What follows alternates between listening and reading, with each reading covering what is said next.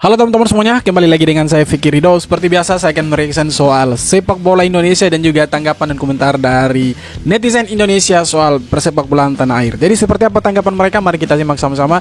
Tapi sebelum itu jangan lupa untuk like, komen, dan subscribe. Dan jangan lupa juga untuk nyalakan lonceng notifikasinya. Let's go!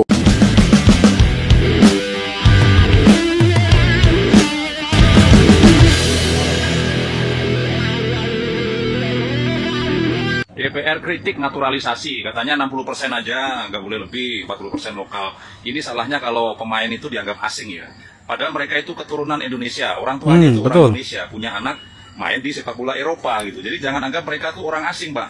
Mereka tuh orang Indonesia, keturunan punya darah Indonesia. Itu yang mungkin salah fokusnya ya. Kecuali kayak Gonzales dulu, dia orang asing, main 5 tahun baru naturalisasi. Ini kayak misalnya si Rafa, itu kan keturunan orang tuanya Indonesia, punya darah Indonesia. Jadi jangan anggap mereka tuh orang asing.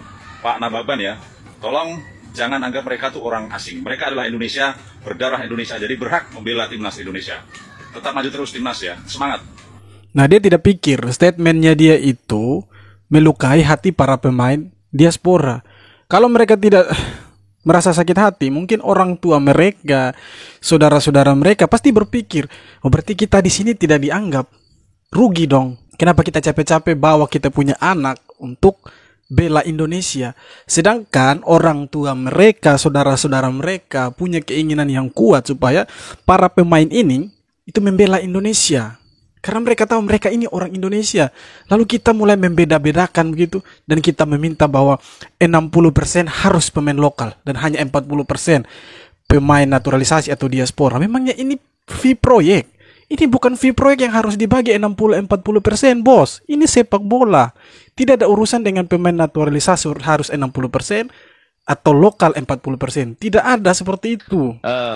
Ramai isu di luar juga tentang apakah pemain-pemain naturalisasi ini mendapatkan bayaran atau mendapatkan iming-iming uang untuk bergabung dengan. Nah, siapa yang bikin isu itu? Alhamdulillah mereka ini Isu murahan kok dimuat seperti ini. Meminta atau berkeinginan untuk diberikan kompensasi.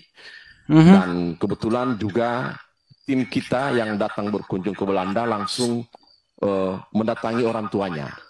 Bahkan keinginan untuk kembali ke Indonesia dan memperkuat timnas Indonesia itu lebih kepada keinginan orang tua dan itu dia kan, neneknya agar kembali ke Indonesia untuk berjuang memperkuat timnas Indonesia. Nah, artinya apa? Artinya mereka cinta dengan Indonesia. Bukan hanya mereka, saudara-saudara mereka, kakek, nenek mereka, bapak, mamanya dorang itu cinta dengan Indonesia. Makanya dorang mintain anak-anak ini yang bukan lahir di Indonesia, yang katanya pemain keturunan, untuk bela Indonesia gitu. Ayo ke Indonesia, bela Indonesia. Indonesia punya masa depan. Kalian pemain bagus. Harusnya itu kita dukung. Bukan malah membeda-bedakan, meminta 60%, 40%. Sekali lagi, ini bukan fee proyek. Kalau fee proyek bolehlah minta 60-40, tapi ini pemain naturalisasi. Toh mereka juga orang Indonesia. Mereka bukan orang asing yang tiba-tiba jadi orang Indonesia. Mereka itu anak-anak Indonesia yang sayangnya mereka itu lahir di luar Indonesia. Dan mereka punya garis keturunan Indonesia. Kira-kira seperti itu. Kita senang-senang saja. Namun di sisi lain, dengan memasukkan pemain luar, pasti tadi saya katakan ngurangi. Nah, ini lagi satu. Si Eko, si Dadi, si Irwan, ya, yang ingin maju dari PSSI. Mana PSSI berdiri coba orangnya? Ini Pak siapa nih? Wih, ngeri. Kalau mukanya kayak tentara ini. Karena dari cara berdiri ini kelihatan. Jadi berapa persen sih pemain diaspora yang didatangkan sama PSSI sejauh ini dibandingkan dengan pemain-pemain lokal yang juga punya talenta yang luar biasa? Kalau dia bilang dengan mendatangkan pemain naturalisasi, maka si Eko, si Dadi, si Irwan tidak bisa berkembang. Menurut saya fix orang ini tidak mengerti sama sekali sepak bola. Hanya kebetulan menjadi anggota dewan dan duduk di kursi empuk di DPR RI sana. Mereka sok-sokan omong sepak bola. Mereka bilang nanti ada talenta yang terkubur segala macam. Siapa bilang? Dan Pak Erick Thohir sudah bilang akan ada kamarnya masing-masing.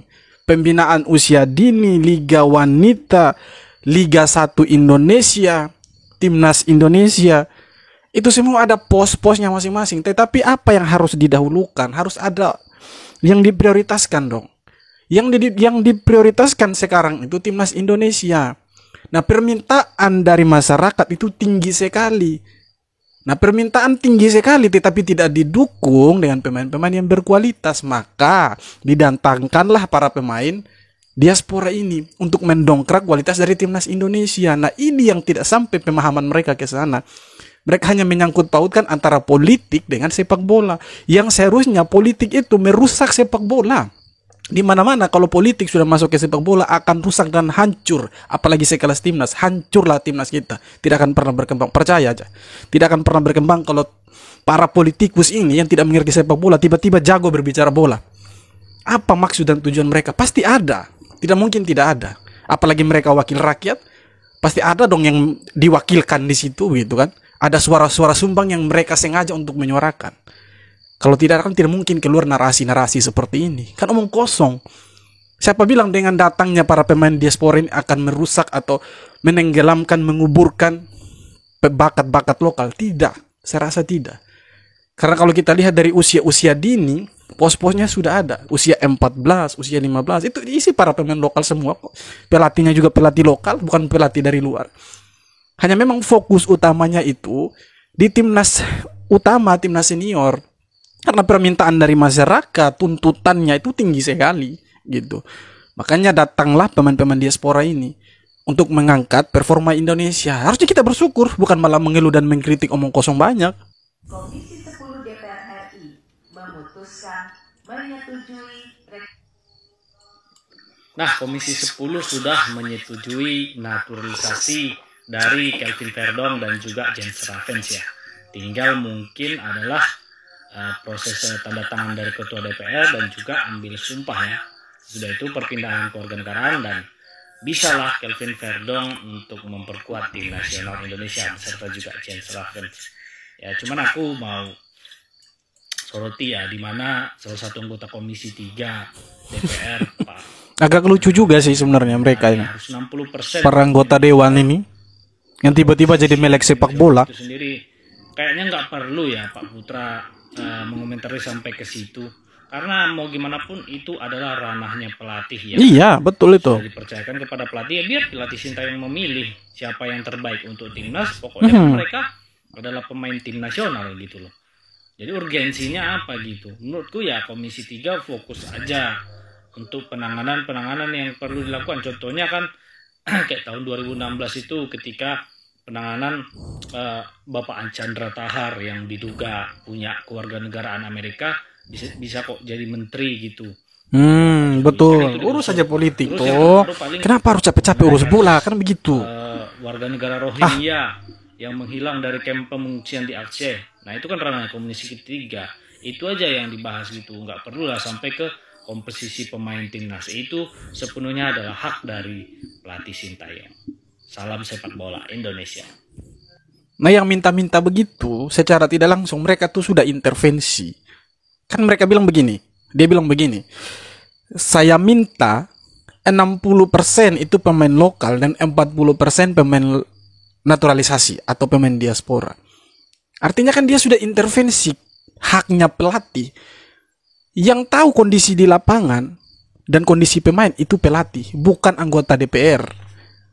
Yang sebenarnya tidak paham bola tapi tiba-tiba minta pelatih Indonesia Coach Sintayong untuk 60%-nya itu diisi oleh pemain lokal, bukan pemain diaspora. Kan lucu. Sekali lagi, ini bukan proyek. Ini bukan fee proyek yang harus dibagi-bagi. Ini timnas Indonesia yang harus dibenahi dulu terlebih dahulu. Masih banyak hal yang perlu dibenahi supaya bisa mengangkat performa Indonesia. Ini bukan proyek, sekali lagi, bukan proyek yang dibagi-bagi uangnya. Bapak-bapak ini kan lebih tepatnya praktisi politik, pelaku politik. Harusnya urus saja politik yang ada di negara ini, supaya bisa berjalan lebih baik. Kasih edukasi politik untuk masyarakat. Justru itu jauh lebih baik, supaya Indonesia ini bisa maju. Tolong atasi juga stunting. Bersinergilah dengan komisi-komisi yang lain yang ada di DPR sana, supaya atasi stunting yang ada di Indonesia ini. Supaya anak-anak Indonesia itu jangan sampai stunting, kerdil. Ya, karena sepak bola itu sejujurnya membutuhkan kesehatan. Bagaimana sepak bola Indonesia atau anak-anak lokal itu mau maju kalau stunting itu belum mampu diatasi? Kalau stunting itu masih merajalela di Indonesia. Benahi dulu stunting, atasi dulu stunting supaya baru kita boleh banyak bicara soal pemain-pemain lokal yang berkualitas. Saya kira seperti itu konten kali ini. Terima kasih banyak sudah menonton video ini sampai akhir. Jangan lupa untuk like, komen, dan subscribe. Kita jumpa lagi di video-video berikutnya. Hormat.